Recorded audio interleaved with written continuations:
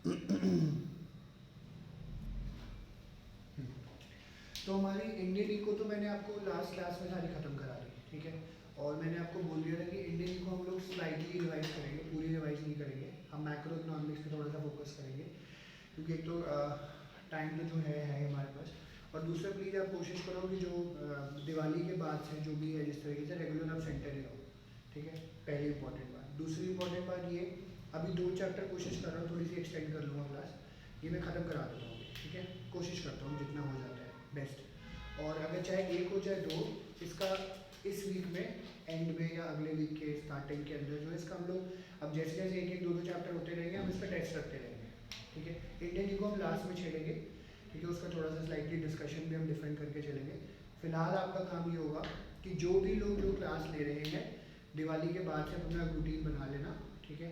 और आपको सेंटर आके ही टेस्ट देना है, मैं कोई ऑनलाइन टेस्ट नहीं लूँगा, पहले मैं बोल रहा हूँ, मैंने बाकी बच्चों को भी बोल दिया, ठीक है। अपना आओ, अगर लग रहा है थोड़ा बहुत तबीयत ऊपर नीचे है तो मत आओ, वरना कहीं पर भी बैठो, कोई भी टाइम चूज़ कर लो, कोई प्रॉब्लम वाली बात नहीं। नीचे भी जगह है, ऊपर भी जगह है, 2-2 रूम्स हैं, ठीक है। जो लोग रेगुलर है यहाँ पे पता ही है जिन लोगों को, ठीक है। तो ये आपकी रिस्पॉन्सिबिलिटी है, क्योंकि घर पे बैठ के कुछ नहीं होने वाला है, ठीक है। दिक्कत है, ये चीज़ है। ओके, तो आज हम लोग पहले 2 छोटे से चैप्टर उठा रहे हैं, फॉरेन एक्सचेंज एंड बीओपी। तो I try to finish it off, एक बार खत्म हो जाए ये वाला, और इसको क्लियर करा के इसके जैसे अभी सैम्पल पेपर में कुछ क्वेश्चन आ रखे हैं इसके, वो डिस्कस करके तो इसका हम टेस्ट रख लेंगे। बड़ा शॉर्ट एंड क्रिस्पी टेस्ट रखेंगे कि ज़्यादा बर्डनसम ना हो, ठीक है। जैसे अब कुछ बड़े चैप्टर हैं उसको हम लोग ब्रेक्स में कर लेंगे, छोटे छोटे वाले हम एक एक करके कर लेंगे, ठीक है। और ये इसके एक्चुअली में वीडियो रिकॉर्डिंग नहीं की, क्योंकि ये शुरू में हम लोगों ने चैप्टर्स करे थे, तो मैंने वीडियो रिकॉर्डिंग नहीं करी थी, तो आज ये वीडियो भी रिकॉर्ड हो जाएगी, ठीक है। तो सबसे पहले हम लोग आज कर रहे हैं फॉरेन एक्सचेंज,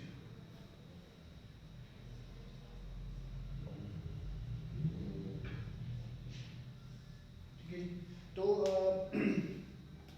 ये बेसिकली जो चैप्टर है, इस चैप्टर का जो एक्चुअल नाम है वो फॉरेन एक्सचेंज रेट के नाम से है, ठीक है। एक सेकंड में निकाल लेता हूँ ज़रा, हाँ जी।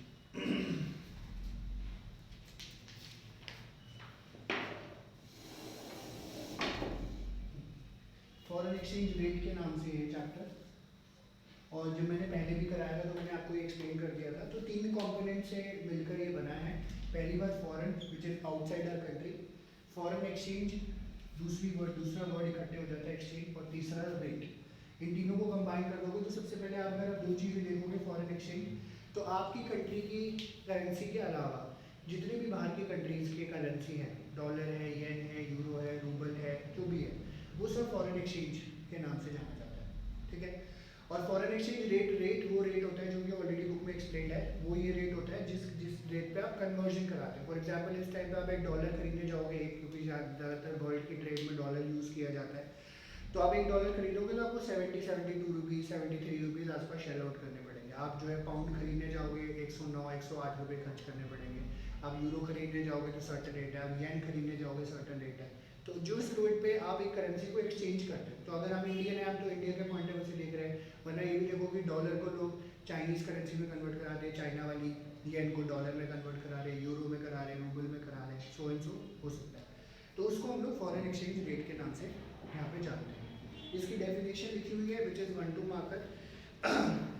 यहाँ पे इन्होंने बता रखा है, foreign exchange rate refers to the rate at which one currency is exchange for another. It represent the price of one currency in terms of another currency. Dollar का ही एग्जाम्पल यहाँ पे दिया हुआ है, आप कोई भी ले सकते हो। जैसे इन्होंने पीछे अगले पेज पे दिया हुआ है, जिन लोगों की नई बुक है, पुरानी है, कि foreign exchange rate measures the number of unit of one currency required to exchange with unit of another. If exchange rate for pounds and dollar is pound 1 is equal to dollar 2, मतलब अगर आपको जो है pound लेना है 1, तो आपको dollar 2 देने होंगे। It means that 2 dollars are needed to have 1 pound, ठीक है। ये चीज़ उन्होंने बताई। और जैसे आप देखते हैं, क्योंकि ये एक तरीके से कमोडिटी की तरह काम कर रहा होता है हमारी इकोनॉमी में, तो जैसे आप देखते हैं सोने और चांदी का डेली का प्राइस है, कॉपर का है, और भी जो रिसोर्सेज हमारे जो होते हैं मिनरल्स, ठीक है। ऐसे ही फॉरेन एक्सचेंज रेट के डेली के प्राइसेस होते हैं। हर दिन आप जाओगे तो एक्सचेंज रेट आपका डिफरेंट होता है वहाँ पे, ठीक है। तो डेली आप जाओगे, किसी भी रेट पे आप खरीद सकते हो, किसी भी रेट पे आप बेच सकते हो, ठीक है। डेली चेंज होता है ना, फ्लक्चुएशन इसमें आ रही होती है, या तो अब इसमें जो कॉन्सेप्ट आता है फॉरेन एक्सचेंज रेट, तो बड़ा सिंपल था, ये मैंने आपको डेफिनेशन आपको बताई हुई बुक में दी हुई है, ठीक है। अब इसमें 2 कॉन्सेप्ट आते हैं आपके, विच इज़ करेंसी डेप्रिसिएशन और दूसरा है करेंसी एप्रिसिएशन। ठीक है, मैं एब्रीविएशन से यूज़ कर रहा हूँ पर वीडियो तो खैर रिकॉर्ड हुई नहीं है। तो करेंसी डेप्रिसिएशन, करेंसी एप्रिसिएशन, दो कॉन्सेप्ट हमारे यहाँ पे आते हैं। तो डेप्रिशिएट कब हो जाती है हमारी करेंसी, एप्रिशिएट कब हो जाती है हमारी करेंसी। तो हम ये एज्यूम कर रहे हैं फॉर एग्जांपल कि हमारा डॉलर जो है एक, हम लोग उसको 60 रुपये का खरीद रहे हैं। ठीक है, ये करेंसी एक्सचेंज का एक रेट चल रहा है मान के चलो। तो हम इसमें करेंसी एप्रिसिएशन और डेप्रिसिएशन दोनों यहाँ पे देख के चलते हैं। तो अब इसमें बेसिकली क्या होता है, आपको अपनी कंट्री के फेवर के पॉइंट ऑफ व्यू से सोचना पड़ेगा। तो अभी जब भी ये चैप्टर पढ़ोगे आप या रिवाइज करोगे, आप देखो आपको इंडिया को रिप्रेजेंट करना है, तो ये चैप्टर समझ आएगा। ठीक है, अब ये क्या कह रहा है कि डॉलर एक 60 रुपये का है, इस टाइम पे चल रहा है, करेंसी डेप्रिशिएट यानी हमारी करेंसी डेप्रिशिएट कैसे करेगी। तो बेसिकली इसमें क्या कहा जाता है, करेंसी डेप्रिसिएशन एप्रिसिएशन, ये दोनों चीज़ें आप नोट कर लीजिएगा, ये मार्केट फोर्सेस की वजह से होती है। ठीक है, ये भी मार्केट फोर्सेस और ये भी मार्केट फोर्सेस, दोनों चीज़ें, विच इज यहाँ पे भी आपका डिमांड और सप्लाई काम कर रहा होता है और यहाँ पे भी आपका डिमांड एंड सप्लाई काम कर रहा होता है। ठीक है, दोनों चीज़ें। और दिल्ली का मार्केट रेट है, मैंने आपको ये पहले भी बता दिया था, बुक में इसका डिफरेंशिएशन दिया हुआ है। ठीक है, ये चीज़ उन्होंने यहाँ पे बताई। तो डिमांड सप्लाई यहाँ पे भी काम कर रहा है, डिमांड सप्लाई यहाँ पे भी। आज मैं कह रहा हूँ 60 रुपये, कल जाओगे 62 रुपये हो जाएगा, परसों जाओगे शायद 59 हो जाए, 58 हो जाए, और कम हो जाए, और ज़्यादा हो जाए, कुछ भी हो सकता है। हमने ये एज्यूम किया था कि डॉलर एक 60 रुपये का है। अब हमारी करेंसी डेप्रिशिएट कैसे होगी, तो डेप्रिशिएट करेंसी होती है वैल्यू के पॉइंट ऑफ व्यू से। ठीक है, और वो वैल्यू क्या होता है, जैसे हम उसमें देख सकते हैं कि हमारी करेंसी की जो एक्चुअल वैल्यू, जैसे इसको रियल वैल्यू भी बोल सकते हैं, वो थोड़ी सी डेप्रिशिएट हो जाती है। कहने का मतलब क्या, अगर डॉलर एक हम 60 रुपये का खरीद रहे थे, वही डॉलर अब हम जाके 80 रुपये का खरीदेंगे तो हमारी करेंसी डेप्रिशिएट होगी। यानी कहने का मतलब ये, हमारी करेंसी की जो परचेजिंग पावर थी एक पॉइंट ऑफ से देखा जाए, वो थोड़ी खत्म खराब होगी, क्योंकि उसके लिए अब क्या है, दूसरी करेंसी को करेंसी को खरीदने के लिए आपको ज़्यादा पैसे शेल आउट करने पड़ते हैं। ठीक है, इस केस में जब भी एक सर्टेन लेवल से, जैसे अगर कम है और करेंसी आपकी एक्सचेंज रेट बढ़ जाता है, कोई भी not dollar, euro, rouble, yen, when, Singapore dollar, है ना, कहीं पे भी दिनार विनार, उस केस में आपकी करेंसी डेप्रिशिएट कर जाती है। क्योंकि क्यों डेप्रिशिएट करेगी, क्योंकि आपकी करेंसी की वैल्यू कम होगी कंट्री की। आपको उसी करेंसी को खरीदने के लिए, जब आप एक दिन पहले 60 रुपये दे रहे थे, अब 2 दिन बाद उसके लिए 80 रुपये देने पड़ रहे हैं। ठीक है, ये चीज़ इसको करेंसी डेप्रिसिएशन के नाम से जानते हैं। ठीक है, विच इज़ वेरी सिंपल, जिसमें पहले ईशान ने पहले क्लास अटेंड करेगी, बाकी लोगों ने क्या करेंगे, समझ पर ईशान अंकित समझ आ गई। ये ऑनलाइन वाले बच्चों को अगर नहीं समझ आ रहा होगा तो प्लीज़ अनम्यूट करके पूछ लेना यार। ठीक है, दूसरा जो केस है, मैंने आपको बताया ये भी मार्केट फोर्सेस है, डिमांड सप्लाई, ये भी मार्केट फोर्सेस है, डिमांड सप्लाई। अब हम तो एज्यूम कर रहे थे डॉलर एक 60 रुपये का है, तो डॉलर एक हम 60 रुपये का ही खरीद रहे हैं। ठीक है, अब ये हो जाता है 40 रुपये। तो अब क्या कर रहे हो, अपनी जेब से आप कम पैसा खर्च कर रहे हो एक डॉलर को खरीदने के लिए। इस केस में हमारी करेंसी की वैल्यू, इंडियन करेंसी की वैल्यू बढ़ गई। इसको हम लोग बोलते हैं करेंसी एप्रिसिएशन। कोई फर्क नहीं है, बस यही है, यहाँ प्राइस बढ़ जाता है सामने वाली करेंसी का, जब बढ़ेगा तो करेंसी डेप्रिसिएशन हमारी हो जाएगी। ठीक है, तो इसको अकाउंट्स का प्रिंसिपल मत समझना, आपको ओवरऑल इम्पैक्ट देखना। डेप्रिसिएशन का मतलब गिरना होता है, बट इंडियन करेंसी गिर रही है।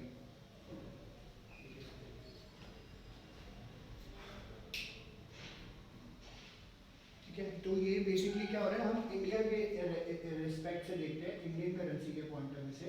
ठीक है, और ये भी इंडियन करेंसी के पॉइंट ऑफ व्यू से देखते हैं। ठीक है, और जो दूसरी कंट्री में होगा, क्योंकि इकोनॉमिक कॉन्सेप्ट है, बाहर नहीं चलेगा, वो अपनी करेंसी के एस्पेक्ट से देख लेगा। ठीक है, हमारे लिए, क्योंकि हमें अपनी करेंसी का पता है, ये चीज़ बताएगी। समझ आई दोनों बातें, अब बेसिकली इन्होंने दो चीज़ें यहाँ पे हमें मेंशन करी है। सबसे पहले हम लोग बात करते हैं effect of depreciation of domestic currency on export.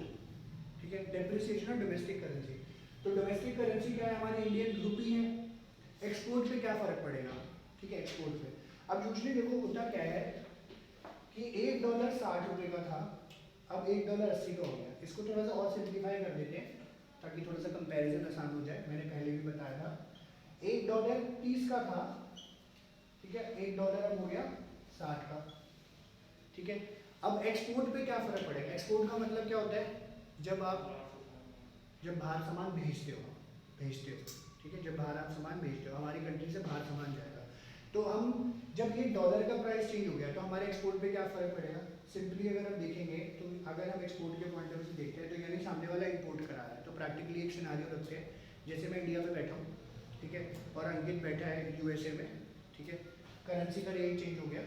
अब क्या हो रहा था मेरे को जो अंकित ऑर्डर दे रहा था वो मुझे $1 देता, मैंने बोला 30 रुपये का पड़ेगा जो आप सामान मुझसे खरीद रहे हैं, जैसे मैंने बोला ये मार्कर है, एक्चुअली में 30 रुपये का आता है, ठीक है। तो ये मैं उसको क्या बोल रहा था, अंकित ने मुझे ऑर्डर दिया और अंकित को मैंने एक मार्कर भेज दिया, उसने मेरे को कितनी करेंसी दी? अब डॉलर का प्राइस चेंज हो गया, अब उसको डॉलर को खरीदने के लिए आपको 60 रुपये देने पड़ेंगे, ठीक है, मतलब 60 रुपये का हिसाब लग जाएगा एक तरीके से। तो अंकित मुझे देगा $1 ही, पर मुझे क्वांटिटी कितनी देनी पड़ेगी? अब वो $1 दे रहा है, दो पेन्स देने पड़ेंगे पहले। क्यों? वैल्यू चेंज हुई है, पर एक्सपोर्ट क्वांटिटी पे क्या फर्क पड़ेगा? एक्सपोर्ट्स के पॉइंट ऑफ व्यू से सोचो ना, वो तो $1 ही दे रहा है, तो पहले तो $1 दे रहा था तो मैं उसको 1 यूनिट भेज रहा था ना, अब वो $1 ही दे रहा है पर मुझे 2 यूनिट भेजने लगे, 30 रुपये की पेन है ना, उसमें क्वांटिटी बढ़ गई ना भाई साहब की, तो क्या होगा एक्सपोर्ट पे फर्क? नहीं समझ आया? क्या नहीं समझ आया बताओ? तुमने मुझे $1 दिया, मैंने बोला 30 रुपये का पेन, मैं तुम्हें रेट लगा रखा था 30 रुपये, मैंने तुम्हें $1 दिया, तुमने मुझे $1 दिया, मैंने एक पेन भेज दिया। अब अगली बार जब रेट चेंज हो गया है तुम मुझे $1 ही दे रहे हो, पर मैं तुम्हें अब कितनी क्वांटिटी भेजूंगा उसी में $1 में? 2 पेन भेजूंगा। किसकी वैल्यू? सर अगर ऐसा हम इंपोर्ट करा रहे हैं, इंपोर्ट कर रहे हैं, ठीक है, तो इंपोर्ट करा रहे हैं तो जब डॉलर का वैल्यू बढ़ जाए तो हम कम कराएंगे क्या? अगर हमारी करेंसी तो तुम्हारे लिए फायदा नहीं होगा क्या? उसमें क्वांटिटी तुम्हें ज़्यादा मिल रही है ना, तुम इंपोर्टर हो, मैं एक्सपोर्टर हूँ, मेरे लिए नुकसान ज़्यादा होगा, बल्कि नहीं बात समझ आई? सर बीच में क्वांटिटी तो आ गई ना। पिछले बार पहले अच्छा समझ में आ गया मेरे को, अभी बात अच्छा चलो इसको एक बार लाइन पढ़ लो, देखो क्या कहता है। Depreciation of domestic currency means a fall in the price of domestic currency, say rupee in terms of foreign currency, ये तो हमने यहाँ देख ही लिया, 60 से 80 या 30 से 60, एक ही बात है।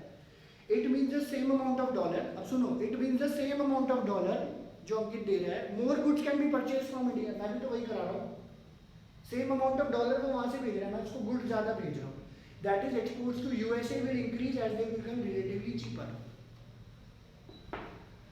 नहीं है बस समझ, और पीछे जब कराया तब तो समझ आ गया था, यही एग्जांपल दिया था मैंने, पक्का देख लो। लेकिन सर एक्सपोर्ट देखे, एक्सपोर्ट हम कम करेंगे।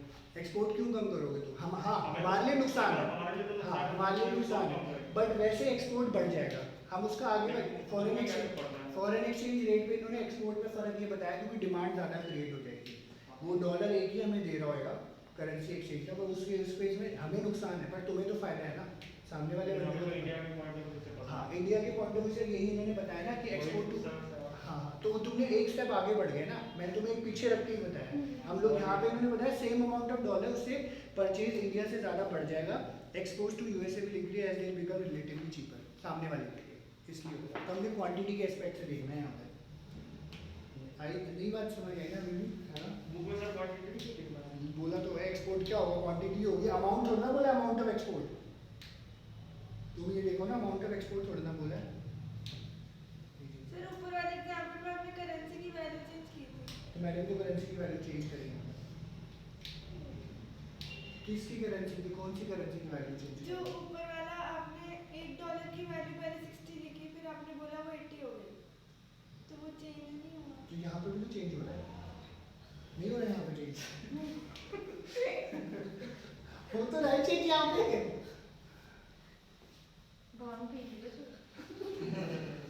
अच्छा चलो एक पर एक खुद प्रैक्टिकल सिनारियो सीखो, खुद से सोचो, चलो कोई नहीं अगर नहीं समझ आ रहा है खुद सोचो।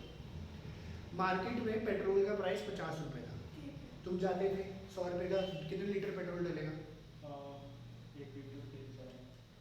50 रुपये लीटर पेट्रोल है तो 100 रुपये में कितना लीटर डलेगा? 2 लीटर डलेगा। अब पेट्रोल का प्राइस 100 रुपये हो गया तो कितना लीटर डलेगा? 1 लीटर ही डलेगा ना, तो अगर किसका नुकसान हो रहा है इसमें? हमारा नुकसान हो रहा है ना, कायदे से देखना जाए तो। आपसे डॉलर से उस समय से वहाँ से समझा रहा है, इंडिया में देखो क्या था जहाँ और फायदा किसको है इसमें, पेट्रोल पंप वाले को, हाँ। क्योंकि पहले आप 100 रुपये दे रहे थे तो वो 2 लीटर पेट्रोल दे रहा था, बट अब आप 100 रुपये दे रहे हो तो वो 1 लीटर पेट्रोल दे रहा है, क्योंकि कंपैरेटिवली बढ़ गया। तो वही तो केस यहाँ पे भी हुआ है। मतलब सर पेट्रोल वाला डॉलर है पीछे का आप और समझ करेंसी वाला इंडिया है। अब आई बात समझ, ये नहीं आएगा बात समझ, ये तो आगे सर पिछले वाले ना इंडिया के पॉइंट ऑफ व्यू से समझा था अभी आपको नहीं इंडिया के हाँ वो मैंने एक क्वेश्चन उल्टा समझा था। ठीक है समझ गया, पर एक्चुअली मैंने दोनों चीजें बताई अभी, पर वो मैं इंडियन कॉन्टेक्स्ट रख दिया होगा। ठीक है चलो कोई बात, अब समझ आया कि नहीं आया? Yes sir. ठीक है, अब करेंसी एप्रिसिएशन वाला जो ये केस है तो इसको हम उल्टा कर सकते हैं। जैसे एक एग्जांपल और है, हाँ तो 60 है और 60 से 30 हो गया। ठीक है 60 से 30 हो गया, तो इस केस में क्या होगा? हाँ अब यहाँ पे क्या था, एक्सपोर्ट्स बढ़ जाएंगे इंडिया से। ठीक है इस केस में एक्सपोर्ट्स बढ़ जाएंगे इंडिया से, इस केस में क्या होगा, इंपोर्ट्स के ऊपर फर्क पड़ेगा। हाँ इंपोर्ट्स बढ़ जाएगा, तो आप इंडियन इंपोर्ट्स कराएंगे, इंडिया वाले बाहर से सामान मंगाएंगे, क्योंकि अब यूएसए को पहले क्या होता था, अगर यूएसए से कोई सामान मंगाना है तो मुझे 60 रुपये देने पड़ते थे उस चीज़ के लिए, मुझे 30 रुपये देने पड़ेंगे अपनी जेब से, तो हमारे लिए फायदेमंद है तो इम्पोर्ट हम ज़्यादा करें। ये चीज़ होगी, आप समझ आया? इधर ऑनलाइन की जनता आपको समझ आ गया? जनता यस सर सर थोड़ा क्लोज होके बोल सकते हो, कॉल आपकी वॉइस ज़्यादा इको हो रही है। इको हो रही है? अच्छा ठीक है मैं क्लोज होके बोल देता हूँ, कोई दिक्कत नहीं, वो थोड़ा सा हॉल बड़ा है ना हमारा तो आवाज़ ज़्यादा आती है यार यहाँ पे। ठीक है मैं बोल देता हूँ, हाँ जी मैं इसको थोड़ा सा पास कर देता हूँ कोशिश करके, 1 मिनट रुको।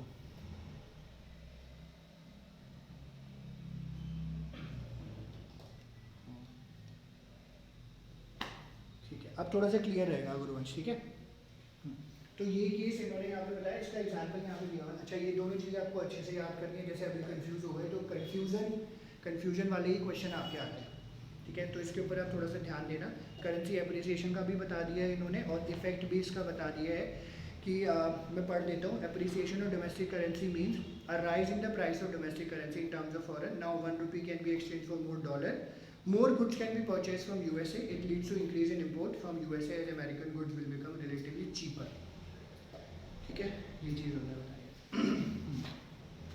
अब इसके बाद इन्होंने जो है types of foreign exchange market के बारे में बताया है। ये तो थोड़ा सा थ्योरेटिकली है, मैं फटाफट एक्सप्लेन कर देता हूँ।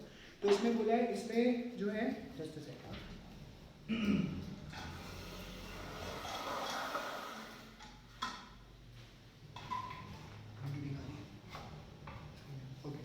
तो types of foreign exchange rate basically क्या है कि अब जैसे ये अभी हमने पढ़ा, तो आप ये देख रहे हैं ये जो मैकेनिज्म अभी पीछे हमने पढ़ा है ये मार्केट के ऊपर डिपेंडेंट है, डिमांड एंड सप्लाई के ऊपर। ठीक है तो types of foreign exchange rate आपके 3 तरीके के हो जाते हैं। फिक्स्ड एक्सचेंज रेट सिस्टम होता है, फ्लोटिंग एक्सचेंज रेट सिस्टम होता है, और managed floating rate exchange system होता है। 3 तरीके के सिस्टम होते हैं। फिक्स्ड वाला क्या कहता है, इसको पेग्ड के नाम से भी जाता है। ठीक है ला पटियाला पेग्ड, ठीक है उसके आगे ईडी लगा दो तो पेग्ड हो जाएगा। ठीक है तो यदि पास्ट टेंस में हमने दारू पी होगी उसको पेग्ड बोलते हैं हम लोग, हैं पास्ट में आपने दारू पी होगी तो पेग्ड। और सर प्रेजेंट में तो प्रेग हो जाएगा, और फ्यूचर में प्रेग। ओके तो फिक्स एक्सचेंज रेट सिस्टम है, इसमें इन्होंने बोला है एक ऐसा सिस्टम होता है जहाँ पे करेंसी एक्सचेंज रेट फिक्स होता है, गवर्नमेंट कर देती है इसको फिक्स। ठीक है तो गवर्नमेंट क्या बोलेगी, जैसे ये मार्केट फ्लक्चुएशन हो रही है नहीं हो रही, इसमें कुछ नहीं होएगा। सरकार बोलेगी 50 रुपये भी खरीदा जाएगा, 50 रुपये भी ही बेचा जाएगा। ठीक है 50 रुपये भी खरीदा जाएगा, 50 रुपये भी बेचा जाएगा। इसको हम लोग फिक्स एक्सचेंज रेट सिस्टम के नाम, इसमें गवर्नमेंट इंटरवेंशन होता है, मार्केट का कोई रोल नहीं होता। ठीक है ईशान शो करेगा हाथ रख के, लग रहा मुझे समझ आया फिक्स एक्सचेंज रेट सिस्टम? तभी मैंने उठा दिया, मैंने जाग जाओ मोहन प्यारे, 2 महीने बचे। आज न्यूज़ आई है सारे सीबीएसई वालों ने बोल दिया कि भाई मार्च में ही पेपर करो, फरवरी या मार्च से शुरू कर दो पेपर, क्योंकि अगले साल नहीं तो बच्चों का वेस्ट हो जाएगा फिर से। अगर आज न्यूज़ में आया भेज दूंगा, मैंने जानबूझ के ग्रुप पे नहीं भेजा वरना बोलोगे सब क्या भेज दिया आपने। तो तब भी यही बोलेंगे क्या भेज दिया आपने। भेज दूंगा शाम को। कह रहे सब लोगों ने सजेस्ट कर दिया कि मार्च में सर सजेशन है ना, कंफर्म नहीं है। सजेशन है क्योंकि सब स्कूल वालों ने बोल दिया, सारे सीबीएसई स्कूल वालों ने बोल दिया सिलेबस कम नहीं हो रहा है, उसमें ये भी लिखा है कि सिलेबस कम नहीं हो रहा है। अब देखते हैं क्या होता है, पहले पढ़ लेते हैं ना। कंफर्मेशन भेज दो भाई। हाँ ठीक है। फिक्स एक्सचेंज रेट सिस्टम यही बोला। अब बेसिक पर्पस ये है इसका क्यों होता है, क्यों सेट करने का, ताकि स्टेबिलिटी रहे फॉरेन ट्रेड और कैपिटल मूवमेंट। कि भैया सबको पता होगा 50 रुपये भी खरीद रहे हैं, 50 रुपये भी बेच रहे हैं, उसी तरीके से मूवमेंट हमारी घूमती रहेगी। सेकेंड बात इन्होंने बोला स्टेबिलिटी लाने के लिए गवर्नमेंट जो है फॉरेन एक्सचेंज करेंसी खरीद लेती है जब सस्ता हो जाता है। ठीक है, अब जैसे प्राइस सस्ता होगा ना तो स्पेकुलेटिव पर्पसेस के लिए बहुत ज़्यादा यूज़ करते हैं लोग सट्टे। इसमें भी सट्टा लगता है दबा के। ठीक है, तो स्पेकुलेटिव अब सस्ता हो गया सब खरीद लेंगे, महंगा हो गया सब बेच देंगे, क्योंकि पता है महंगा होएगा ही होगा। तो सरकार सारी की सारी करेंसी खरीद लेती है और जैसे ही स्ट्रॉन्ग होगा उसको बेच देगी। ठीक है, फिर इसके लिए गवर्नमेंट को बहुत बड़ा फॉरेन रिजर्व मेंटेन करके चलना पड़ता है ताकि वो एक लेवल अचीव करके वहाँ पे रखे, क्योंकि आना जाना बहुत रहता है करेंसी का, तो उसको लेवल रखना पड़ता है। और इस सिस्टम के अंदर हर एक कंट्री को अपनी करेंसी को कुछ फिक्स टर्म्स पे मेंशन करके चलना पड़ता है, जिसको एक्सटर्नल स्टैंडर्ड के पॉइंट ऑफ व्यू से भी बोलते हैं। हालांकि पहले किया जाता था, अब तो कम है। External standard gold, silver, precious metal, another currency और some internationally agreed unit of account, इस तरीके से हम लोग यहाँ पे यूज़ कर सकते हैं। तो बेसिकली इसमें क्या था कि फिक्स इन द सेंस, जैसे अगर आप मान लो कि मैं डॉलर एक आपको दे रहा हूँ और 70-80 रुपये का हो रखा है, तो उसके अकॉर्डिंगली जी जो गोल्ड की वैल्यू है, सिल्वर की वैल्यू है, हम उस पर अटैच कर देते हैं वैल्यू। तो अगर कहने का मतलब ये है कि मैं अगर आपको एक सिक्का दे रहा हूँ जो कि एक्चुअली में गोल्ड का 80 रुपये का है, तो आप डॉलर दो या वो सिक्का दो, एक ही बात है। ठीक है, वो इक्वली करेंसी की तरह ही माना जाएगा, इस तरीके से बताया। ठीक है, and when the value of domestic currency is tied to the value of another currency it is known as pegging. ठीक है, तो ये मैंने आपको बता दिया, डॉलर एक 60 का है, 60 रुपये का एक डॉलर है, जिसको हम लोग बोलेंगे pegging. And value of currency fixed in terms of another currency on terms of gold. ठीक है, जब इसको गोल्ड या किसी दूसरी करेंसी से या किसी दूसरे स्टैंडर्ड से आप इसको लिंक कर देते हो, इसको पैरिटी वैल्यू ऑफ करेंसी के नाम से जाना जाता है। पैरिटी वैल्यू मतलब एट पार। ठीक है, एट पार, बराबर के उस पर बेचा जाता है। तो जैसे मैंने आपको एग्जांपल दे दिया, मैं चांदी का सिक्का दे दूँ या मैं सोने का सिक्का दे दूँ जो उसकी वैल्यू का है, तो वो एक तरीके से वही माना जाता है। ठीक है जी, नीचे बॉक्स दिया हुआ है, इसकी ज़रूरत नहीं है, आप अगले पेज पे आइए। अब इसमें एक कॉन्सेप्ट आपको देखने को मिलता है, डीवैल्यूएशन एंड रीवैल्यूएशन। ठीक है, ये थोड़ा सा डिफरेंट है, मैं बोर्ड पे समझा दूँ। ठीक है, जैसे अभी हम लोगों ने ये पढ़ा है करेंसी डेप्रिसिएशन, करेंसी एप्रिसिएशन, ऐसे ही करेंसी डीवैल्यूएशन और करेंसी रीवैल्यूएशन होती है हमारी। ठीक है, ये क्या होता है मैं आपको समझा देता हूँ।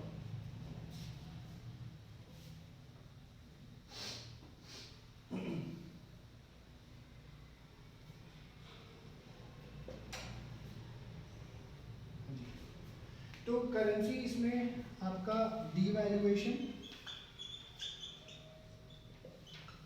ठीक है जी, और करेंसी रीवैल्यूएशन। ठीक है, अब जैसे डेप्रिसिएशन एप्रिसिएशन आप लोगों ने पढ़ा, तो यहाँ पे क्या है, डीवैल्यूएशन क्या कहता है, जो दोनों चीजें हैं यहाँ पे। ठीक है, एप्रिसिएशन, डीवैल्यूएशन और रीवैल्यूएशन हो, ये गवर्नमेंट करती है, गवर्नमेंट देख के चलती है। तो फॉर एग्जांपल ये इसमें सरकार का बड़ा इंपॉर्टेंट रोल होता है कि सरकार एक प्राइस पे इसको वो कर देती है, फिक्स कर देती है। ठीक है, या अपनी वैल्यूएशन के थ्रू उसको बढ़ा भी देती है, इस तरीके से निकलता है। जैसे फॉर एग्जांपल अगर एक डॉलर वही 30 रुपये का था और डॉलर सरकार ने जानबूझ के करवा दिया 60 का, तो इसको हम लोग बोलेंगे currency devaluation, which is similar to depreciation. सी में ज़्यादा डिफरेंस नहीं है, बस एक डिफरेंस है छोटा सा, क्या, डीवैल्यूएशन गवर्नमेंट कराती है, डेप्रिसिएशन मार्केट फोर्सेस कराते हैं। ठीक है, इसमें डिमांड और सप्लाई मैटर करता है। ठीक है, ये इसका फर्क है बस। हमारी गवर्नमेंट कराती है। हाँ जी, हाँ जी, जिस कंट्री की होगी उस कंट्री की गवर्नमेंट कराएगी। निशान समझ आई बात? डीवैल्यूएशन में क्या है, आपका डॉलर एक पीस का चल रहा था 60 रुपये का, ये कब हुआ था मैं बताता हूँ। 1967 में इंदिरा गांधी ने जो है डॉलर का प्राइस बढ़ा दिया। एक एग्जांपल है प्रैक्टिकल, 5 रुपये का डॉलर खरीदा जाता था, 7 रुपये का करवा दिया यूएस के प्रेशर के अंदर। ठीक है, जानबूझ के, तो इसको हम लोग करेंसी डीवैल्यूएशन के नाम से जानते हैं। प्रैक्टिकल है, पॉल साइंस के 12th की बुक में पढ़ा है।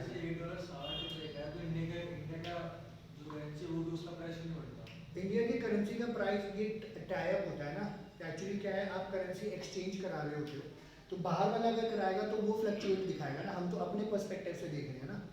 अगर बाहर वाला बोल रहा है कि मेरे को इंडियन करेंसी खरीदनी है, तो मैं $1 दूंगा, मुझे 30 रुपये मिलेंगे कि 60 रुपये मिलेंगे? 30 रुपये मिलेंगे तो उसके लिए कम है, 60 रुपये मिलेंगे तो उसके लिए तो बल्ले बल्ले ज़्यादा मिल रहा है ना। वही चीज़ बताइए। तो हमारी करेंसी डिवैल्यू हो जाती है, पर सामने वाले के लिए फायदा होता है। तो सर इससे हमें क्या फायदा आएगा? इससे हमें कोई फायदा नहीं है, इसमें नुकसान नहीं होता। तो फिर गवर्नमेंट क्यों करती है ऐसा? अरे गवर्नमेंट करती है, प्रेशर के अंदर है। जैसे इस केस में एक्सपोर्ट बढ़ जाते हैं, कई बार हो जाती है चीज़ें। अब जो महंगा चीज़ें खरीदोगे, सब चीज़ें होंगी, तो वो थोड़ा सा कंट्री की साइड। हाँ हाँ हाँ हाँ, उसका भी फर्क पड़ता है। तो काफ़ी चीज़ों एस्पेक्ट से कई बार करना पड़ता है, पर इससे क्या होता है, महंगाई बहुत ज़्यादा बढ़ जाती है। इससे इकॉनमी में महंगाई बढ़ जाती है। इंदिरा गांधी ने किया था, उससे बहुत महंगाई बढ़ गई थी।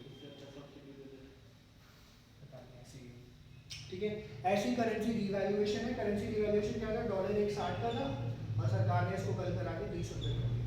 ये करेंसी हमारी कम हो गई। तो इसमें क्या है, ये सिमिलर है एप्रिसिएशन की तरह, ठीक है। बट इसमें फ़र्क क्या है, ये मार्केट फोर्सेस के थ्रू होता है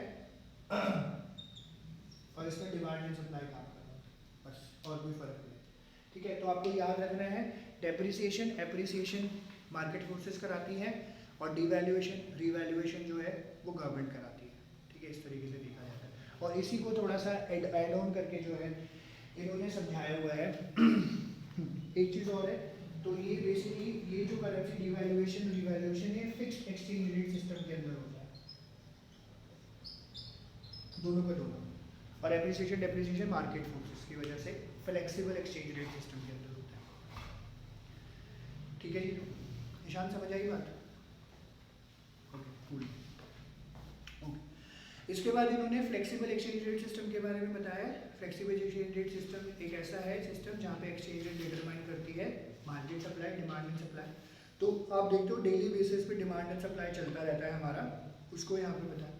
और वैल्यू जो है करेंसी की फ्लक्चुएट होती रहती है, किसी भी लेवल तक जा सकती है, कम भी हो सकती है, ज़्यादा भी हो सकती है, कोई प्रॉब्लम वाली बात नहीं।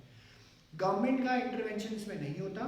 फ्लेक्सिबल एक्सचेंज रेट का दूसरा नाम क्या है, फ्लोटिंग एक्सचेंज रेट। और एक्सचेंज रेट जो है thousand of banks, firms, institution और ट्रेडर्स वगैरह ये सारे लोग करेंसी सेल और परचेज करते हैं अपनी ज़रूरतों के लिए, इसलिए जो है इसका प्राइस फ्लक्चुएट यहाँ पे होता रहता है। पहले जैसे पुराने टाइम पे फिक्स्ड होता था, बट अब सारा पूरे वर्ल्ड में फ्लेक्सिबल एक्सचेंज रेट सिस्टम चलता है, ठीक है, पूरे वर्ल्ड में फ्लेक्सिबल एक्सचेंज। तो इसका डिफरेंस इन्होंने दिया हुआ है, वो हमने पढ़ ही लिया है, ठीक है, ये चीज़ बताई हुई। ओके, अब जो तीसरा सिस्टम है वो है मैनेज्ड फ्लोटिंग रेट सिस्टम, ठीक है। तो मैनेज्ड फ्लोटिंग रेट सिस्टम क्या है, फिक्स्ड और फ्लेक्सिबल के दोनों का कॉम्बिनेशन है। ये मैकेनिज्म कम ही यूज़ होता है, अभी तो नहीं होता यूज़, बट एक हद तक फिर भी ना सरकार इसको बिना दिखाए कर रही होती है, ताकि अनडिज़ायरेबली हमारी करेंसी ख़राब ना हो जाए। अगर आप देखो, क्योंकि पूरा वर्ल्ड ट्रेड डॉलर के हिसाब से चल रहा है, अगर डॉलर अननेसेसरी बढ़ता रहेगा तो हमारी करेंसी तो डेप्रिशिएट हो जाएगी, ख़राब हो जाएगी, ठीक है। तो वो अननेसेसरी को बढ़ने भी नहीं देते, तो थोड़ा सा पीछे का मैकेनिज्म है जो कि सामने शो नहीं होता। तो यहाँ पे क्या कहते हैं, मैनेज फ्लोटिंग रेट सिस्टम जो है वो उन्होंने बताया which is determined by market forces, ठीक है, and central bank influences exchange rate through intervention in the foreign exchange market. तो आप क्या बोलोगे कि अगर हम इंडिया में बैठे तो इंडिया वाले जो हमारे जो RBI वाले हैं, ठीक है, और जो फाइनेंस वाले हैं, ये सारे बैठ के देख रहे होंगे कि कहाँ जा रहा है डॉलर का प्राइस, तो बोलेंगे भैया जो मर्जी हो जाए, इंडिया में जो है 75 रुपये से डॉलर ऊपर जाना ही नहीं चाहिए, ठीक है, 75 रुपये से डॉलर ऊपर जाना ही नहीं चाहिए। अब डॉलर का प्राइस बढ़ रहा होगा, अगर प्रैक्टिकली अगर हम इंडियन हैं, हम सारे लोग अगर ऐसे काम करने वाले हैं, डॉलर का प्राइस बढ़ रहा होगा, तो आप क्या करोगे, डॉलर का खुद क्या करोगे, डॉलर खरीद लोगे कि बेच दोगे? वैसे प्रैक्टिकली तो बेचोगे, पर सरकार क्या करेगी, सरकार खरीदेगी। क्यों खरीदेगी, खरीद के अपने पास रख लेगी, अननेसेसरी मार्केट में डिमांड ना आए, क्योंकि डिमांड आएगी प्राइस और बढ़ता रहेगा, तो उसको कंट्रोल करने के लिए सरकार क्या करेगी, अपने पास खरीद लेगी, ठीक है। और उसको उसी पे रखने की, जैसे क्या होगा, अगर मान लीजिए 78 पहुँच गया, सारे के सारे डॉलर मार्केट से क्या कर देगी, गायब, और उसको क्या होगा, ऑटोमेटिकली वो 75 के पास आ जाएगा, ठीक है। ये चीज़ करें, अब इसको ध्यान से सुनना, ये दोनों चीज़ें बताया मैंने आपको, एक प्रैक्टिकली एग्जाम्पल दे दिया, ठीक है। सबसे पहली बात, हाइब्रिड फिक्स एक्सचेंज रेट और फ्लेक्सिबल दोनों का मिक्स है। इस सिस्टम में सेंट्रल बैंक इंटरवेन करती है फॉरेन एक्सचेंज मार्केट में to restrict the fluctuation in the exchange rate with certain limit. The aim is to keep exchange rate close to the desired target value. तो मैं कह रहा हूँ मेरे को 75 रुपये के आसपास रखनी है वैल्यू, हम अपनी कंट्री के लोग हैं, हमें 75 रुपये रखना है। For this central bank maintains reserve of foreign exchange to ensure that the exchange rate stays within the targeted value. अब कहते हैं 75 रुपये से कम भी नहीं होना चाहिए, ताकि सामने नुकसान ना हो जाए, हमें भी नुकसान ना हो, पहला, और 75 रुपये से बढ़ना भी नहीं चाहिए, ताकि हमें नुकसान ना हो बाद में, सामने वाले की तो जो बात है वो अलग बात है। इसको हम लोग बोलते हैं डर्टी फ्लोटिंग, ठीक है, गंदी तैराकी इसको हिंदी में बोला जाता क्यों है। बोलते सर ऐसा? वो डर्टी पिक्चर से उठाया हुआ है। डर्टी फ्लोटिंग मतलब सरकार इसमें इंटरवेन कर रही है ना, तो आप जैसे सट्टा लगता है, सट्टा है ना, जो क्रिकेट में सट्टा लगाते हैं वो क्या डर्टी फ्लोटिंग ही तो है, वो भी एक तरीके की। तो रेट बढ़ रहा है, डिमांड आ रही है, तो लोग लगाए जा रहे हैं, पर वो जब नहीं लग रहा होता सब हटाए जा रहे हैं, तो ये डर्टी फ्लोटिंग इसी तरीके से होता है, पर ये हमारी कंट्री के भले के लिए होता है, तो इसलिए इसको बस जस्ट नाम दिया हुआ है। तो सर जैसे एक बात बता रहा हूँ, हम $1 लेते 70 रुपये, तो अमेरिका वाले $1 70 रुपये देते हैं तो $1 मिलता है उनको, और सॉरी 70 रुपये, ऐसा $1 देते हैं तो उनको 70 रुपये मिलता है।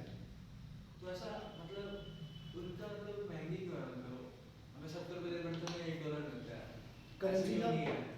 वही बात है। हमें $70 अब ये जो ऐसा है ना, $1 जो दिखता है वो बिकता है। अब यूएस क्या है, जब पॉलिटिक्स पढ़ोगे ना तो यूएस का बहुत डोमिनेंस रहा है।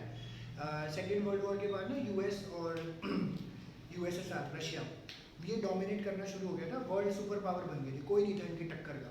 तो तब से मतलब यूएस ने पूरे वर्ल्ड को सेट किया है कैपिटलिस्ट और डेमोक्रेसी में कन्वर्ट कर करके। इनकी अपनी इंस्टीट्यूशन थी जो सबको पैसा देती थी। हाँ, तो डॉलर का प्राइस बढ़ते आज डॉलर का डोमिनेंस है, डॉलर को टक्कर देने वाला कोई नहीं। कहते हैं यूरो दे सकता है, चाइना आने वाले टाइम पे दे सकती है। अब जैसे क्या कुवैती दिनार है, कुवैती दिनार 225 रुपये का है, सबसे महंगी करेंसी है पूरे वर्ल्ड में। एक कुवैती दिनार 225 रुपये का, डॉलर से महंगा है। वो कहाँ की है? कुवैत की, पर वो कोई उसका कोई जानता ही नहीं है। कौन जानता है उसको? तुम जानते हो? वहाँ पे सैलरी पता है क्या मिलती है वहाँ पे? 200 ऐसे 200 दिनार मिलेगी, 200 दिनार, 500 दिनार, ऐसे वो भी लाख लाख रुपए पहुँच जाती है, ऐसे सैलरी मिलती है। ठीक है, तो कंपेयर कुवैत बिल्कुल बीच में पड़ता है। हाँ बिल्कुल छोटा ईरान है। के नीचे है ना? हाँ जी हाँ जी हाँ जी। मैं कहाँ पे? ईरान इराक के नीचे, ये देखो ना, अफगानिस्तान से लेफ्ट जाओ ऊपर ना, ईरान, पाकिस्तान देख रहा है, पाकिस्तान के लेफ्ट में ईरान को इंडिया ऐसा हो रहा है, इंडिया पाकिस्तान पर इसको कोई जानता नहीं है, यूएस को सारे जानते हैं इसलिए, और कुछ नहीं है तब से। और यूएस ने शुरू से डोमिनेट नहीं किया। खैर दैट इज अननेसेसरी, दूसरा वाला पार्ट। एनीवे, ठीक है, अब इसका ना एग्जांपल दिया हुआ है, तो इसमें इन्होंने क्या बोला है कि suppose India has a managed floating rate system and Indian central bank wants to keep the value of rupees to be close to 60 रुपये पर यूएस डॉलर। तो जैसे मैंने 70 बोला, इन्होंने बोला कि इंडिया में हम लोगों को डिजायर्ड वैल्यू रखनी है 60 रुपये के आसपास। ठीक है, ध्यान से सुनना, थियोरेटिकली है, कोई ज़्यादा इसमें करने वाला बात नहीं है। फर्दर एज्यूम, अब क्या हो रहा है, हमें कम भी नहीं करना प्राइस और हमें ज़्यादा भी नहीं करना है, दोनों चीज़ें नहीं करनी है। अगर ज़्यादा करेंगे तो करेंसी हमारी डेप्रिशिएट हो जाएगी, कम होगी तो हालांकि हमारी करेंसी एप्रिशिएट होगी, बट सामने वाली कंट्री को नुकसान हो जाएगा, क्योंकि आप पूछ के ही करते हो, है ना, इस तरीके से फिक्स, क्योंकि फिक्स के अंदर भी चल रहा होता है ये वाला। Further assume that RBI is ready to tolerate some fluctuation in the exchange rate, say from 59.75 to 60.25। तो हम ये मान के चल रहे हैं 60 रुपये से 59 रुपये 75 पैसे हो गया और 60 रुपये 25 पैसे हो गया, तो ठीक है। इससे ऊपर जहाँ होता है, इससे कम जहाँ होता है, तो टेंशन वाली बात है। तो उसमें सरकार, उसमें जो है RBI कुछ इंटरवेंशन करेगी। क्या करेगी देखो, कहते हैं अब एक्सेस डिमांड फॉर रुपीज़, रुपी की डिमांड अगर ज़्यादा आ जाती है, the value of rupee fall below the level of 59.275, the RBI will start increasing the supply of rupee by selling rupee for dollars and acquiring holding of dollar। तो अब इसको उल्टे perspective से देखोगे तो डॉलर सारे खरीद लिए, ठीक है, डॉलर सारे खरीद लिए, 59.75 से नीचे नहीं जाने देंगे हम लोग वैल्यू। तो उस पॉइंट ऑफ व्यू क्या होगा कि RBI जो सप्लाई बढ़ा देगी रुपीज़ की, डॉलर मार्केट से गायब कर देगी, ऑटोमेटिकली 60 के बाद जूझ के आ जाएगा। ठीक है, दूसरे तरीके से भी एज्यूम कर देते हो, वरना ये भी लिख सकते हो। और अगर कहते हैं एक्सेस सप्लाई ऑफ रुपीज़ आपने बढ़ा दिए, ठीक है, the value of rupees rises above the level of 60.25, 60 रुपये 25 पैसे से ऊपर बढ़ गया, तो RBI will increase the demand for rupees by exchanging dollar for rupee. और क्या करेगी, सारे डॉलर मार्केट में बेच देगी और रुपी सारे होल्ड कर लेगी, ऑटोमेटिकली प्राइस जो है 60 रुपये 25 पैसे का आ जाएगा। ये चीज़ करेगी, मतलब 60 रुपये के आसपास आ जाएगा। ये दोनों स्टेप्स लेके RBI इंटरवेन करती है कि अगर मार्केट में कम ज़्यादा हो रहा है तो एक केस में आप होल्ड कर लो डॉलर, एक केस में आप सारे डॉलर निकाल दो, प्राइस जो लेवल आराम से ऑटोमेटिकली एडजस्ट हो जाएगा। प्रैक्टिकली आप डायग्राम बना के देखना तो भी आपको पता चल जाएगा। ठीक है, पीछे इन्होंने बना के दिया भी हुआ है, इसका नहीं पर वैसे दिया हुआ है। ये इन्होंने यहाँ पे बात बताई, ये आपका मैनेज फ्लोटिंग रेट। समझ आई प्रियांशी, ईशान वगैरह? ईशान समझ आई बात? ठीक है। RBI for foreign exchange reserve सारा आरबीआई के पास होगा। इंटरनेशनल लेवल पे इंटरनेशनल क्या? जैसे सबकी करेंसी देखती कौन है? सबकी करेंसी देखने वाली कंट्रीज ही हैं अपनी अपनी, कोई इसका कोई मैकेनिज्म नहीं है। एफएटीएफ का क्या है? हाँ, एफएटीएफ है ना जो लोन देते हैं। FA एफएटीएफ नहीं पता, FATL तो दूसरे दूसरे देश को लोन देता है वो। तो वर्ल्ड बैंक वगैरह है ना, वर्ल्ड बैंक IMF वगैरह है। हाँ, वो तो अलग चीज़ है, उसका उसका तो फाइनेंसिंग मैकेनिज्म है, ये सब नहीं है। करेंसी को कंट्रोल करने वाला कोई नहीं, करेंसी को कंट्रोल करने वाला आपकी कंट्री है बस, और कोई नहीं है। वर्ल्ड बैंक है कहाँ पे? वर्ल्ड बैंक तो वैसे तो अमेरिका के लिए है, अमेरिका अमेरिका के लिए IMF वर्ल्ड बैंक दोनों अमेरिका के लिए, हेडक्वार्टर्स अलग अलग जगह है। तो ये इस तरीके क्या नहीं ना? फिर ये वर्ड में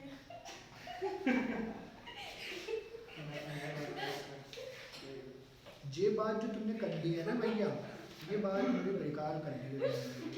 समझ रहे हो भैया? ओके, इसके बारे में इन्होंने डिमांड फॉर फॉरेन एक्सचेंज और सप्लाई फॉर फॉरेन एक्सचेंज के बारे में बताया है, रीजंस के बारे में भी इन्होंने हमें बता दिया है। ठीक है, तो फॉरेन अभी 11th में वैसे पढ़ा हुआ है थोड़ा सा। डिमांड का कर्व इन्वर्सली स्लोप्ड होता है, नेगेटिवली स्लोप्ड होता है। डिमांड है तो डिमांड क्या कहते हैं? प्राइस बढ़ेगा क्वांटिटी कम, प्राइस कम क्वांटिटी ज़्यादा, यही होता है डिमांड में। और ऐसे जो है स्पेकुलेटिव पर्पस के लिए भी किया जाता है। डिमांड कब करोगे? सिंपली यहाँ पे लिखा हुआ है, आप ये याद कर लेना। जब आपको इंपोर्ट कराने गुड्स एंड सर्विसेज तब फॉरेन एक्सचेंज की डिमांड करोगे। जब आपको घूमने जाना है बाहर की कंट्री तो फॉरेन एक्सचेंज की डिमांड करोगे। जब आपको किसी को पेमेंट भेजनी है बाहर, यूनिलेटरल ट्रांसफर करना है, गिफ्ट देना है, डोनेशन देना है, या आपके बच्चे पढ़ रहे हैं वहाँ पे, ठीक है, तो आप फॉरेन एक्सचेंज की डिमांड करोगे। आपको फॉरेन कंट्री में असेट्स खरीदने हैं जाके, है ना, ज़मीन जायदाद गाड़ी घोड़ा कुछ भी खरीदना है वहाँ पे, तो भी आप फॉरेन एक्सचेंज की डिमांड करोगे। और स्पेकुलेटिव पर्पसेस के लिए भी किया जाता है। ठीक है, तो आपने रखा हुआ है, चलो यार प्राइस बढ़ेगा तो बेच देंगे, प्राइस कम होएगा तो खरीद लेंगे, ये चीज़ करी जाती है। ठीक है, तो ये आपका डिमांड फॉर फॉरेन एक्सचेंज आ जाता है। और इसका कर्व आपने यहाँ पे देख रहे हो, बुक में आपने देखा होगा, कर्व इन्वर्सली स्लोप बना हुआ है, नेगेटिवली स्लोप भी बोला जाता है। बट इन्होंने साथ के साथ डिमांड में ये भी बोल रहे हैं कि rising demand for foreign currency के रीज़न क्या है ना, क्या क्यों जो है डिमांड बढ़ रही है। तो कहते हैं जब करेंसी का प्राइस गिर जाता है, imports from that foreign country become cheaper, so imports increase, hence the demand for foreign currency rises. For example, if price of $1 falls from 74 to 70, 74 रुपये से 70 हो गया, the imports from USA will increase as American goods will become relatively cheaper, it will raise the demand for US dollar. तो सस्ता हो गया तो import बढ़ जाएंगे, जो कि मैंने आपको दूसरा केस यहाँ पे बताया था, डेप्रिसिएशन वाला, सॉरी एप्रिसिएशन वाला।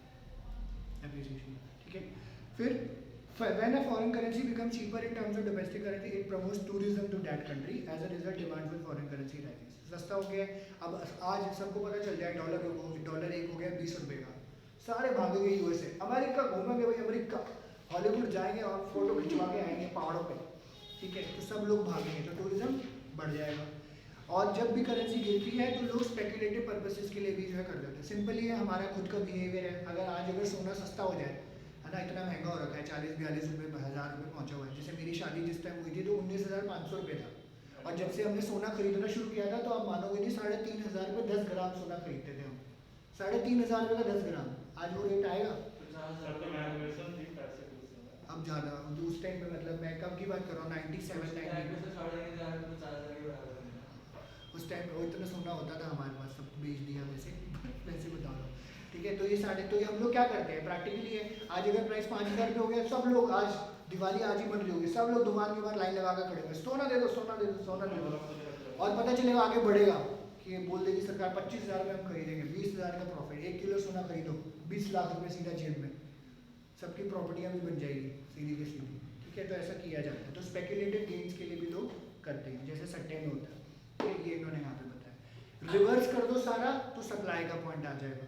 सप्लाई कब करोगे फॉरेन एक्सचेंज की? जब एक्सपोर्ट करोगे, गुड्स एंड सर्विस एक्सपोर्ट, बाहर की करेंसी को, बाहर के कंट्री को करेंसी भेजनी पड़ेगी। फॉरेन इन्वेस्टमेंट होगी तो करना पड़ेगा। रेमिटेंसेस, आपको बाहर से पैसा आएगा तो इससे सप्लाई बढ़ जाती है, और स्पेकुलेटिव पर्पसेस के लिए भी तो होता ही है। और रीजंस भी इन्होंने यहाँ पे बता दिए। जब प्राइस फॉरेन करेंसी की बढ़ती है, domestic goods become relatively cheaper, it induces foreign country to increase their imports from domestic country, as a result supply of foreign currency rises. For example, अगर एक US डॉलर 70 से 74 हो जाता है, exports USA के बढ़ जाएंगे क्योंकि इंडिया के गुड्स सस्ते हो जाएंगे।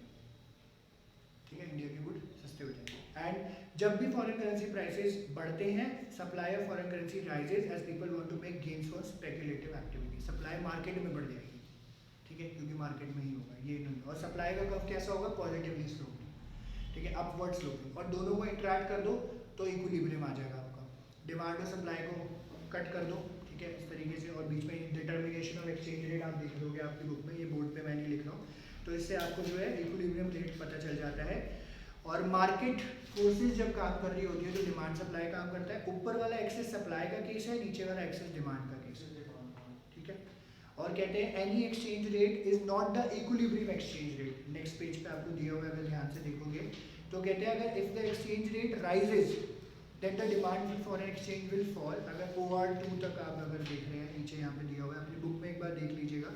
एक्सचेंज रेट अगर बढ़ जाता है तो रेट आपको लेफ्ट साइड में दिया हुआ है, और एक्सेस एक्सेस पे डिमांड एंड सप्लाई के पॉइंट ऑफ व्यू से दिया हुआ है। अगर OR2 तो फॉरेन एक्सचेंज की डिमांड क्या होगी, कम हो जाएगी, supply will rise to OQ1, it will be situation of excess supply as well then exchange rate will fall till again reaches the equilibrium level of OR।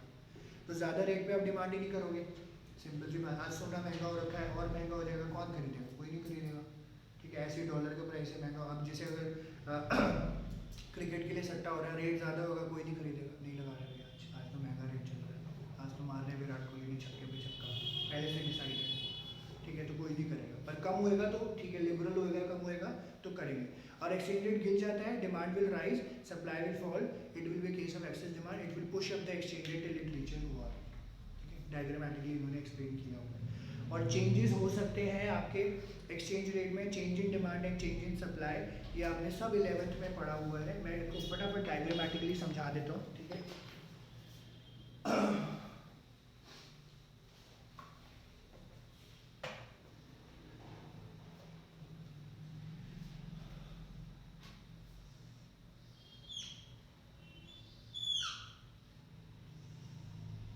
ठीक है, ये आपका इक्विलिब्रियम है, यहाँ पे प्राइस आ जाता है, यहाँ पे क्वांटिटी आ जाती है, ठीक है।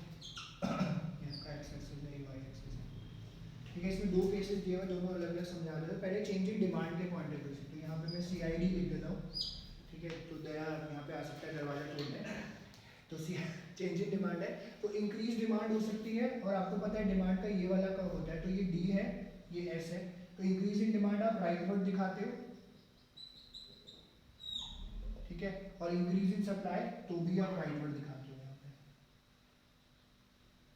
इस तरीके से। मतलब मैंने साइमल्टेनियसली नहीं दिखाया, दोनों केसेस अलग अलग होते हैं, इंक्रीज इन डिमांड भी हो सकता है, इंक्रीज इन सप्लाई भी हो सकता है, ठीक है।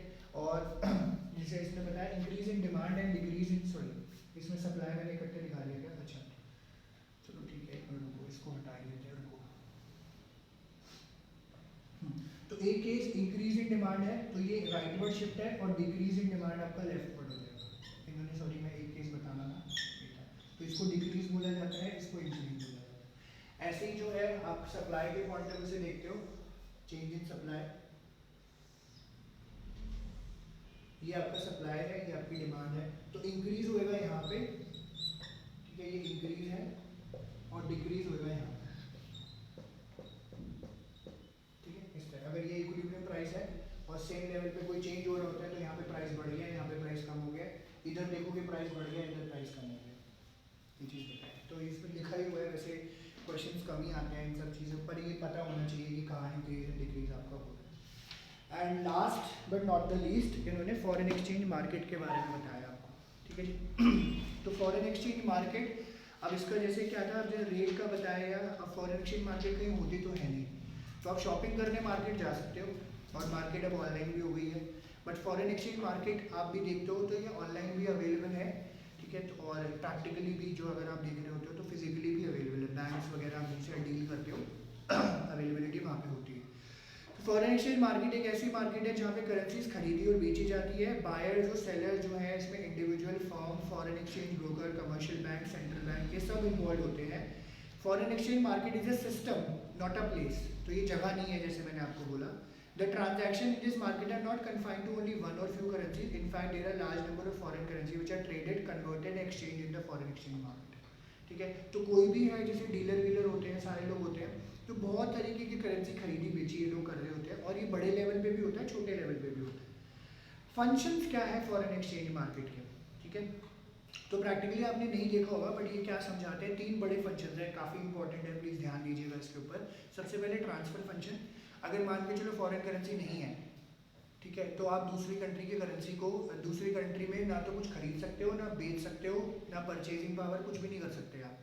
तो it transfers purchasing power between countries involve in the transaction. This function is perform through credit instrument like bill of foreign exchange, bank draft and telephonic transfer. तो आपके पास ये हो जाता है कि मैं चलो तुमने डॉलर मांग रहे हैं, हम डॉलर दे देते हैं, यूरो मांग रहे हैं, यूरो दे देते हैं, इंडियन रुपी मांग रहे हैं, इंडियन रुपी दे देते हैं, है ना। खाना खजाना, लेना देना, है ना, इन्वेस्टमेंट सब हम कर सकते हैं आराम से। दूसरा क्रेडिट फंक्शन है, उधारी। बिल ऑफ एक्सचेंज का क्या होता है, आप लोगों ने पढ़ा होगा, ठीक है, जो कॉमर्स वाले बच्चे हैं या ह्यूमैनिटीज़ वाले बच्चों के लिए भी बता देते हैं, शायद पढ़ा हो, हुंडी का कॉन्सेप्ट आता है, हुंडी, उसको इंग्लिश में बिल ऑफ एक्सचेंज के नाम से जानते हैं, विच मेच्योरिटी पीरियड होता है उसमें 3 महीने का होता है, ठीक है, यूजुअली इंटरनेशनल पेमेंट्स के लिए, वरना लोकल डोमेस्टिक भी आप यूज़ कर रहे होते हो, उस पर लिखा होता है दिस इज दिस, ये बंदे ने ये माल मेरे से खरीदा इस तरीके से, पेमेंट मैं इसको 3 महीने बाद दूंगा, और उसको कहीं पे भी आप डिस्काउंट करा लेते थे, यूजुअली बैंक्स उसको डिस्काउंट कर देती, तो इसके बेस पे क्रेडिट मिल जाता है। और आप डॉलर, तो इसमें बेसिकली क्या होता है, जैसे वो मैच्योर होगा आप उस टाइम पे पेमेंट अपनी करेंसी में जो भी होती है वो ले सकते हो। क्रेडिट फंक्शन ये प्रोवाइड करता है, ठीक है। और हेजिंग फंक्शन क्या होता है, तो बेसिकली हेजिंग फंक्शन पहले बहुत आता था, हेजिंग फंक्शन अभी थोड़ा सा कम आ रहा है, पर काफ़ी इंपॉर्टेंट है कि एक्सपोर्टर और इम्पोर्टर जब भी किसी कॉन्ट्रैक्ट में आते हैं खरीदने बेचने के लिए, तो ये लोग डिसाइड करते हैं फ्यूचर डेट पे मुझे खरीदना है, फ्यूचर डेट पे बेचना है, इसको हम लोग बोलते हैं हेजिंग, ठीक है। जैसे इन्होंने फ्यूचर डेट, हाँ, गेट ऑन, जैसे goods on some future date at current prices exchange rate, it is called hedging. तो बेसिकली मतलब ये मैंने थोड़ा सा एक लाइन मिस कर दी, future date at current prices कहने का मतलब क्या है, जैसे आज मैं कोई आपसे सौदा करता हूँ और वो मुझे पता है कि 3 महीने बाद बन के तैयार होगा, तो 3 महीने बाद मैं आपको गुड्स भेजूंगा, बट आज जिस रेट पे आप प्रिपेयर कर लोगे सारे डॉक्यूमेंट, जिस रेट पे आप तय कर लोगे इस रेट पे मुझे मिलना चाहिए, ताकि आगे की फ्लक्चुएशन से आप बचो को, इसको हम लोग हेजिंग फंक्शन के नाम से जानते हैं, ठीक है। And the purpose of hedging is to avoid losses that might be caused due to exchange rate variation in the future. ये भी आपको देख के चलना पड़ेगा, ठीक है। तो सामने वाले को, बायर को भी नुकसान ना हो, सेलर को भी नुकसान ना हो, तो हेजिंग फंक्शन का पूरा फ़ायदा उठाते हैं, ठीक है। ये चीज़ बताइए, तो ये बात समझ आई हेजिंग फंक्शन वाली की नहीं आई? आ गई शान, आई बात समझ।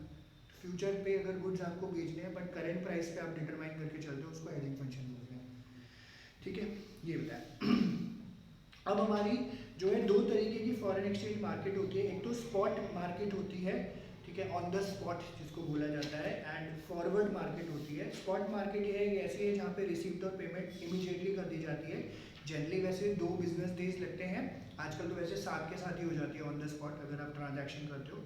डेली नेचर की काम होता है इस पर, स्पॉट मार्केट का काम है, फ्यूचर ट्रांजैक्शन नहीं है। The rate of exchange which prevails in the spot market is known as spot exchange rate और करेंट रेट ऑफ एक्सचेंज। और ये थोड़ा सा जैसे इन्होंने लिखा हुआ है, थोड़ा सा मिसलीडिंग हो जाता है कभी कभी। In fact spot transaction should be a transaction which is carried out on the spot, that is immediately. However, a 2-day margin is allowed as it take 2 days for payments to make to the checks to be cleared. वैसे अगर आप आज के time पे भी कराते हो तो स्पॉट मार्केट में आपको इंस्टेंट कैश इंस्टेंट मिल जाता है, चेक होएगा तो थोड़ा सा टाइम लगता है, वरना आप इंस्टेंटली करा सकते हो पेमेंट। फॉरवर्ड मार्केट में क्या होता है, it refers to the market in which sale and purchase of foreign currency settled on a specified future date at a rate agreed upon today. आज के रेट पे आप कोई सौदा करते होते हो, ठीक है, और आपको पता है कि आगे जो है रेट बढ़ सकता है या कम हो सकता है, कुछ भी हो सकता है, पर किसी को नुकसान ना हो तो आप जो है फॉरवर्ड मार्केट में करंट रेट पे आप जो है डील कर लेते हो। जैसे एक सिंपल सी बात है, अगर आप प्रॉपर्टी खरीदने जा रहे हो तो आज का जो रेट है उसी पे खरीदोगे ना। अब वो बोलेगा यार आज से 6 महीने बाद तो रेट बढ़ जाएगा, पर डील करने तो अभी आया बंदा, तो आज अगर कर लिया 6 महीने बाद आपको प्रॉपर्टी मिलेगी। आप लोगों ने न्यूज़पेपर में ऐड देखी होगी, पोजेशन 2022 में फ्लैट 35 लाख में, 2022 में वो 35 लाख का फ्लैट 50 लाख का हो जाएगा, तो 50 लाख नहीं मांग रहा आपसे, वो 35 ही मांग रहा है। इसको हम लोग फॉरवर्ड मार्केट या हेजिंग फंक्शन के नाम से जानते हैं, ताकि बायर को भी नुकसान ना हो और सेलर को भी नुकसान ना हो। तो ये इन्होंने मेंशन किया हुआ है। Exchange rate quoted in forward transaction is known as forward exchange rate. Generally most of the international transaction are signed on one date, completed on a later date. जैसे अब मेरे फादर ने एक पीछे अभी वहाँ का काम किया था, जापान का, और फिर एक कुवैत का काम किया। तो कुवैत वाले का क्या था, 4 महीने बाद गुड्स बन के गए, है ना, क्योंकि परमिशन लेनी पड़ती है, इम्पोर्ट एक्सपोर्ट सब मेंशन होता है, सब चीज़ होती है। पेमेंट तो एडवांस आ गई थी, तो रेट तो अभी तय किए, अब 4 महीने बाद रेट बढ़ गया होगा, कम हो गया होगा, पर उसको हमने कुछ नहीं किया, हमने जो आज एग्री कर लिया डेट उस पर भेजा। हाँ, चाहे हमें लॉस हो चाहे उनको लॉस हो, ठीक है। ये चीज़ करेंगे। तो फॉरवर्ड एक्सचेंज रेट दोनों पार्टीज के लिए सही माना जाता है। Forward contract is made for 2 reason, to minimise the risk of loss due to adverse changes through hedging and to make profit. Profit के लिए भी किया जाता है, बट यूजली लोग कम ही करते हैं प्रॉफिट के लिए, इस केस में अगर होया जाता है। ठीक है जी, तो ये आपका पूरा चैप्टर था।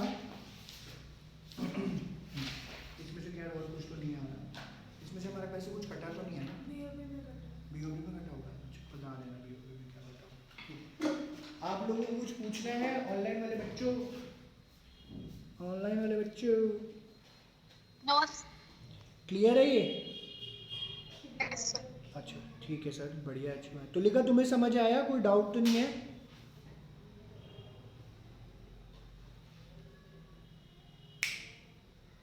तुलिका आवाज आ रही है?